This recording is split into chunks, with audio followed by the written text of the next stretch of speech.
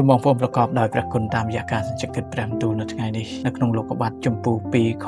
9 ព្រះយេហូវ៉ាដ៏ជាព្រះទ្រង់ក៏ធ្វើឲ្យដីដុះគ្រប់អស់ទាំងដើមឈើដែលគួរពេចពិលរមិលមើលហើយសម្រាប់ជាអាហារផងក៏ដាំដើមជីវិតនិងដើមសម្រាប់ដឹងខុសត្រូវនៅកណ្ដាលសួនច្បារនោះដែរក្រោយពេលដែលព្រះអង្គបានបង្កើតមនុស្សរួចមកទ្រង់បានយកពួកគេទៅដាក់ក្នុងសួនច្បារអេដែនដ៏ស្រស់ស្អាតទ្រង់បានបង្កើតដើមឈើហូបផ្លែជាទីគាប់ចិត្តគ្រប់ប្រភេទនិងសម្រាប់ជាអាហារដល់មនុស្សដែលទ្រង់បានបង្កើតទ្រង់ក៏បានបង្កើតដើមជីវិតនិងដើមដឹងខុសត្រូវដាក់នៅកណ្ដាលសួនដែរនេះបង្ហាញពីបំណងព្រះハតីដ៏ល្អរបស់ព្រះចំពោះអ្វីៗដែលទ្រង់បានបង្កើតរួមទាំងមនុស្សផងដែរដើមឈើជីវិតដែលជាតំណាងឲ្យការរស់រវើកដែលជាការផ្សារភ្ជាប់មនុស្សដែលទ្រង់បានបង្កើតជាមួយនឹងអង្គទ្រង់ហើយជាការតំណាងនៃការដែលរស់នៅក្នុងជីវិតអស់កលជានិច្ចជាមួយនឹងព្រះ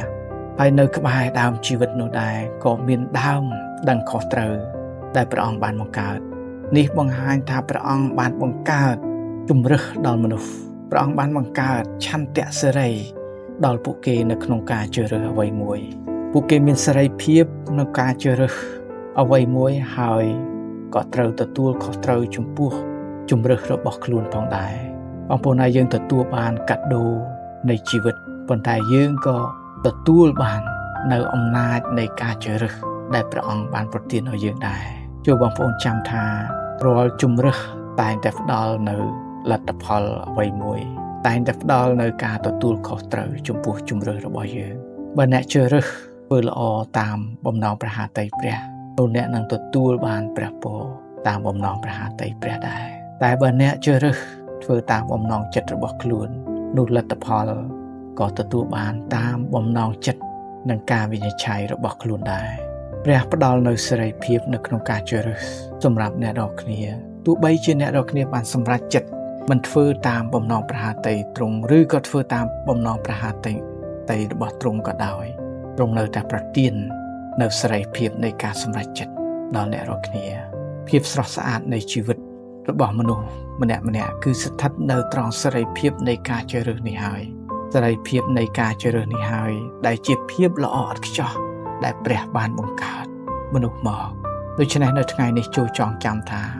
ព្រះប្រទានអំណាចឲ្យអ្នករាល់គ្នាបានជ្រើសរើសតែចូលទូលសុំព្រះវិញ្ញាណបរិសុទ្ធនៃទ្រង់ដើម្បីឲ្យទ្រង់បានប្រទានប្រាជ្ញាឲ្យយើងជ្រើសរើសធ្វើការល្អធ្វើការត្រឹមត្រូវធ្វើការដែលគួរព្រះハតីដល់ព្រះជាងការដែលបំពេញតាមបំណងចិត្តរបស់ខ្លួនដែលជាបំណងខាងអសច្ចាមដែលជាបំណងដែលមិនគួរព្រះハតីរបស់ព្រះអរគុណព្រះអង្គសម្រាប់ព្រះបន្ទូលរបស់ទ្រង់ដែលរំលឹកយើងខ្ញុំពីការបង្កើតដ៏អស្ចារ្យ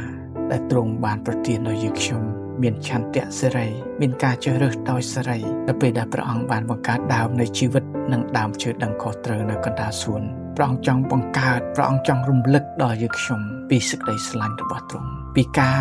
ការពារនិងការផ្គត់ផ្គង់របស់ទ្រង់នៅថ្ងៃនេះសូមឲ្យយើងខ្ញុំបានសម្រេចចិត្តដោយមានការដឹកនាំពីព្រះវិញ្ញាណគ្រប់អ្វីៗដែលយើងខ្ញុំធ្វើគ្រប់អ្វីៗដែលយើងខ្ញុំសម្រេចចិត្តនៅថ្ងៃនេះសូមប្រកបដោយព្រះគុណនិងមានការដឹកនាំពីព្រះវិញ្ញាណបរិសុទ្ធក្នុងព្រះនាមព្រះយេស៊ូវគ្រីស្ទអាមែន